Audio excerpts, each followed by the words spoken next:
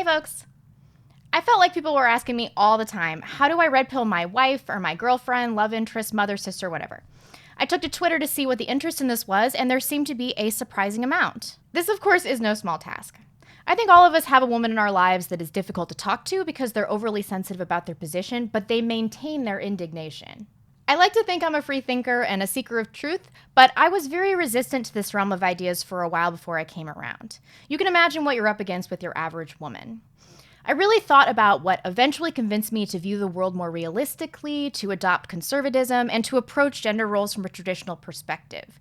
So I hope I can encourage some women, or rather help you encourage some women, that are still harboring some lingering feminist tendencies, or that are outright social justice warriors and feminists. Why are modern women so resistant to the outright rejection of feminism, globalism, and liberalism, and to the adoption of traditional gender roles? For starters, much of it is because we have a disproportionate societal advantage. We have occupational advantages because of diversity initiatives, we have advantages in family court systems, and we get custody far more often than men. And generally, people are afraid to restrict women in any way, shape, or form, lest they be branded sexist. This is a huge obstacle. Trying to get anyone to unseat themselves voluntarily from a position of power is typically a losing proposition. So you have to change the game a bit and reframe it for women. And a good place to start is to point out that even though women have more power than they ever have had in any place and any point in history, they are woefully unhappy. And it probably helps to present this from a garbage leftist source so that they might be less resistant to it. So I've linked this Guardian article below. The Guardian gives several outlandish reasons for modern women's unhappiness. But of course, we know that women have become unhappier because they're neglecting their instincts and rejecting them for a misfit, maladapted masculine lifestyle. And they grin and bear it because women have a tendency to want to believe that everything is okay. But first, before you bother trying to throw some hard truths at her, you have to see if she's even susceptible to it, or at least gauge how resistant she will be to new ideas.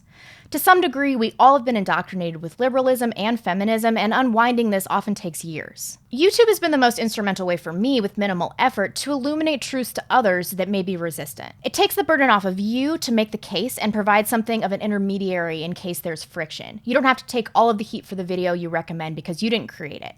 You can also extract a lot of information based on how she reacts. Black Pigeon Speaks is responsible for a lot of my red pilling, but for your average woman, I think that might be a little bit too hardcore.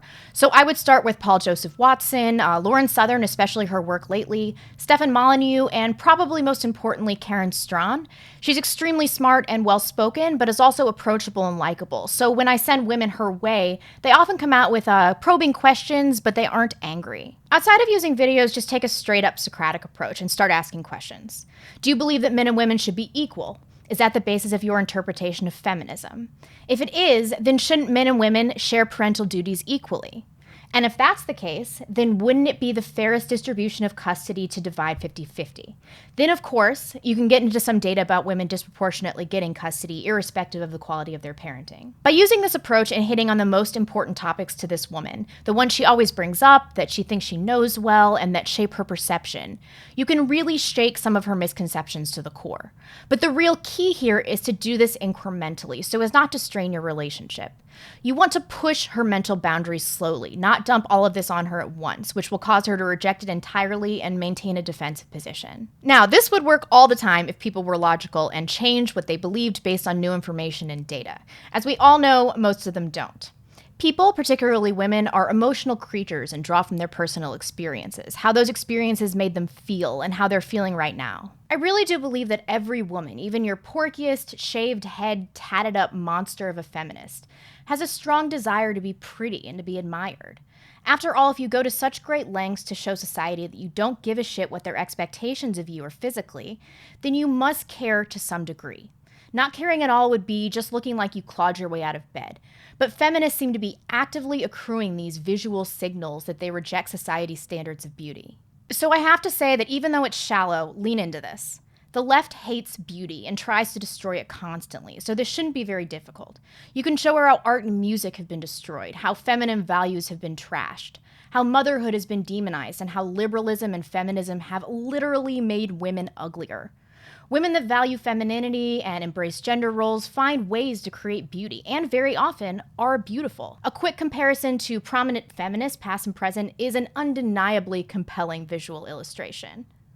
So much of women's confusion and adoption of feminism is unnatural. It asks us to repress our most basic desires and instincts. If you're having an honest conversation with your average woman, she probably will admit that fundamentally, she feels more secure being led, and that she feels happy and content when she's embracing her femininity. Those are your more proactive measures, but this has to be a multi-pronged approach. If you really want to influence the women in your life, or one specific woman, outside of the aforementioned techniques, the most important thing that you can do is to lead by example. And this is especially effective in a relationship. Be a strong man who promotes traditional gender roles. Share information with her that you find interesting or important, challenge her worldview when necessary, and have mutually understood expectations of her role as the woman and the nurturer in your relationship. And if none of these things work, women become more conservative over time and in traditional roles. As these roles are reinforced, it will naturally lead them to better self-awareness of feminine gifts and deficiencies. So there's always that. Before I wrap up, several people wanted me to discuss dealing with women who are in the throes of Trump derangement syndrome, specifically as it pertains to his infamous grab her by the pussy incident. Initially with Trump, I had some serious issues with him being a serial philanderer, and I know a lot of women have this problem. I never thought he was a sexual predator, but it still made me have a lot of reservations. I talked about it with my brother, who pointed out to me that Trump is a disciplined man and a teetotaler, and he made his fortune through hard work, and that really his only vice is women. So I thought about this for a while, and it really helped him seem more palatable to me as an individual because it humanized him. I can get over someone having one vice. And he's a billionaire playboy who openly loves women.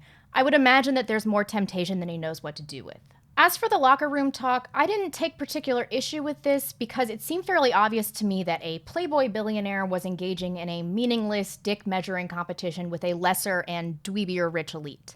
And if you drop a mic into any locker room on the planet, this type of thing is going on. But still, women will not drop this one, the grab her by the pussy thing.